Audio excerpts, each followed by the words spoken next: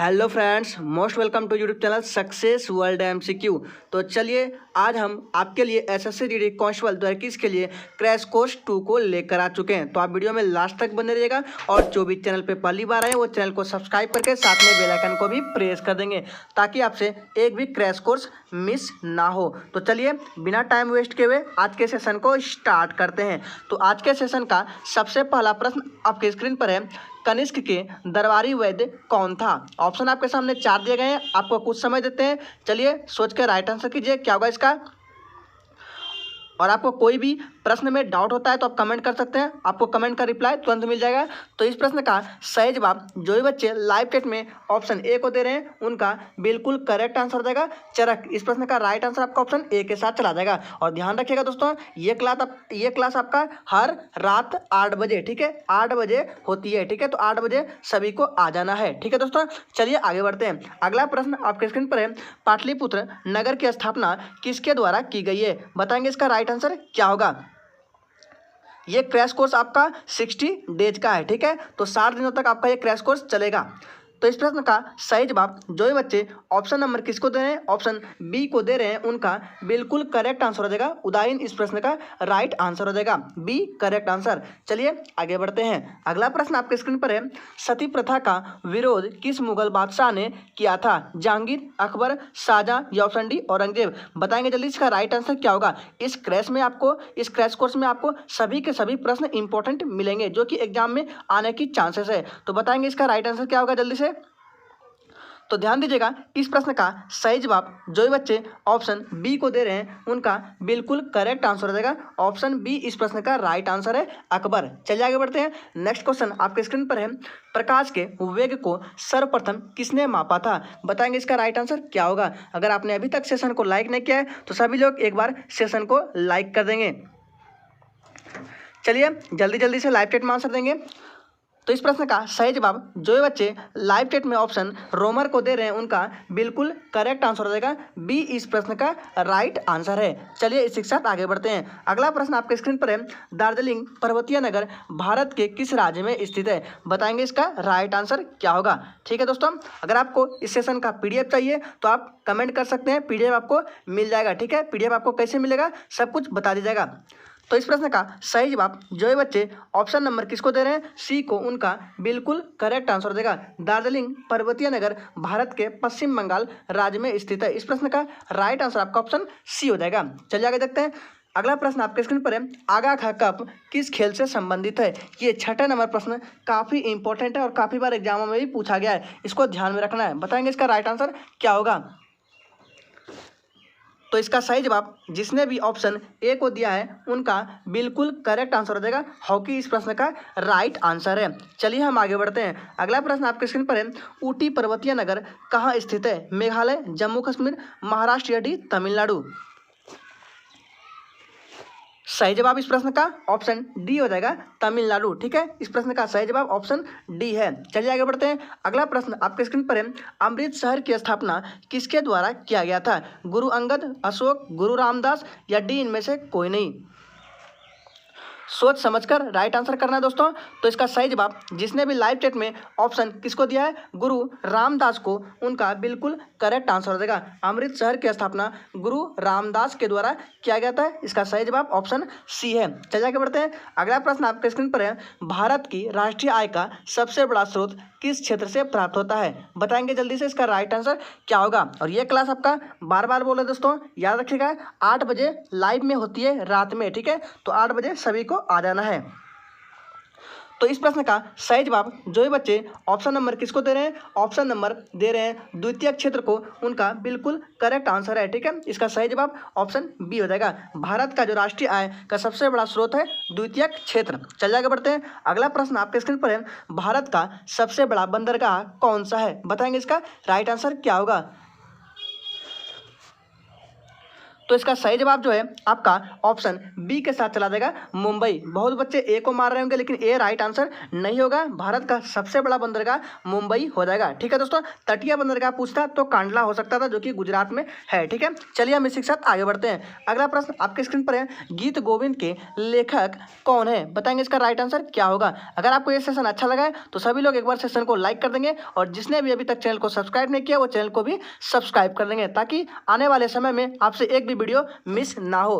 तो इसका सही जवाब जो भी बच्चे ऑप्शन नंबर किसको दे रहे हैं, ए को, उनका बिल्कुल करेक्ट आंसर हो जाएगा ऑप्शन ए हो जाएगा, जयदेव। गीत गोविंद के लेखक जयदेव है। चलिए आगे बढ़ते हैं। अगला प्रश्न आपके स्क्रीन पर है, इंडियन नेशनल कांग्रेस के संस्थापक कौन थे? बताएंगे इसका सही जवाब क्या होगा। तो चलिए इस 12 नंबर प्रश्न के लिए राइट आंसर करेंगे इसका ऑप्शन बी के साथ, ए ओ ह्यूम। ठीक है, इंडियन नेशनल कांग्रेस के संस्थापक ए ओ ह्यूम थे। चलिए हम इसी के साथ आगे बढ़ते हैं। अगला प्रश्न स्क्रीन पर है, वन एवं कृषि किस क्षेत्र के अंतर्गत आते हैं? बताएंगे इसका राइट आंसर क्या होगा।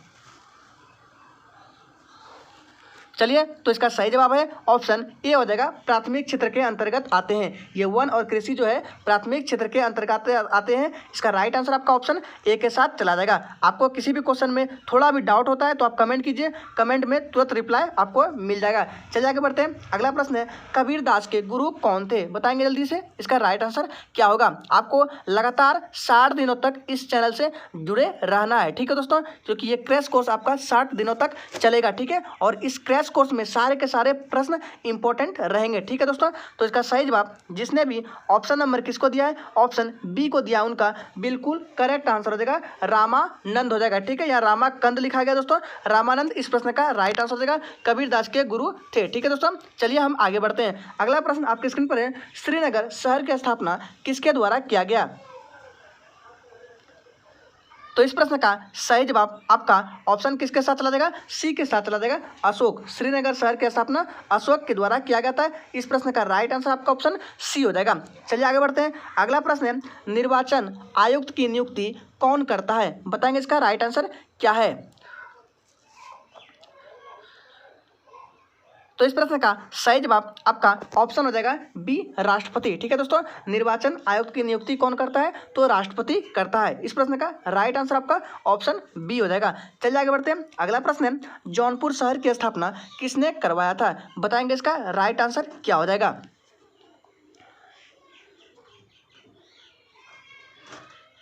तो इस प्रश्न का सही जवाब जिसने भी ऑप्शन डी को दिया उनका बिल्कुल करेक्ट आंसर हो जाएगा, फिरोज शाह तुगलक। इस प्रश्न का सही जवाब है ऑप्शन डी, इस प्रश्न का राइट आंसर हो जाएगा। चलिए आगे बढ़ते हैं। अगला प्रश्न आपके स्क्रीन पर है, पंचमढ़ी पर्वतीय नगर भारत के किस राज्य में स्थित है? बताएंगे इसका राइट आंसर क्या हो जाएगा। आपको सभी क्रैश में 25 प्रश्न मिलेंगे। आपको 25 में से कम 21 या 22 प्रश्न को हर सेशन में अटेम्प्ट करना है। ठीक है दोस्तों, ये 25 का टारगेट बैच है। बताएंगे इसका राइट आंसर क्या होगा।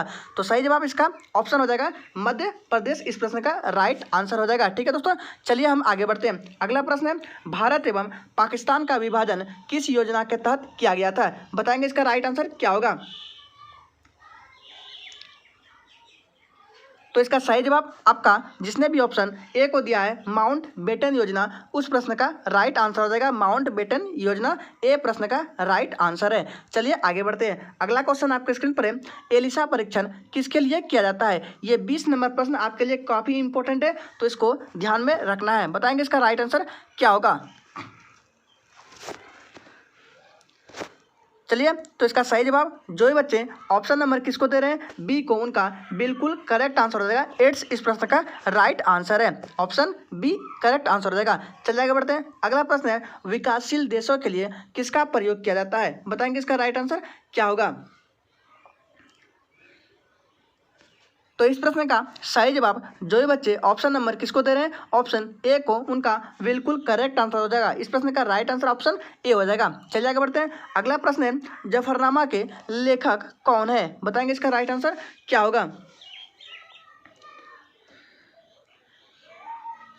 तो इसका सही जवाब आपका ऑप्शन चला जाएगा किसके साथ, ऑप्शन चला जाएगा ऑप्शन नंबर सी के साथ, गुरु गोविंद सिंह। इस प्रश्न का राइट आंसर हो जाएगा सी, इस प्रश्न का राइट आंसर है। चलिए आगे बढ़ते हैं। नेक्स्ट क्वेश्चन स्क्रीन पर है, विद्युत बल्बों का फिलामेंट किसका बना होता है? बनाएंगे इसका राइट आंसर क्या होगा।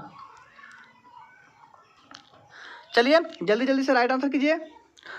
तो ध्यान रखिएगा इस प्रश्न का राइट आंसर आपका ऑप्शन बी के साथ चला जाएगा, टंगस्टन। ठीक है दोस्तों, विद्युत बल्बों का फिलामेंट टंगस्टन का बना होता है। इस प्रश्न का राइट आंसर आपका ऑप्शन बी है। चलिए आगे बढ़ते हैं। अगला प्रश्न है, चुंबकीय फ्लक्स की इकाई क्या है?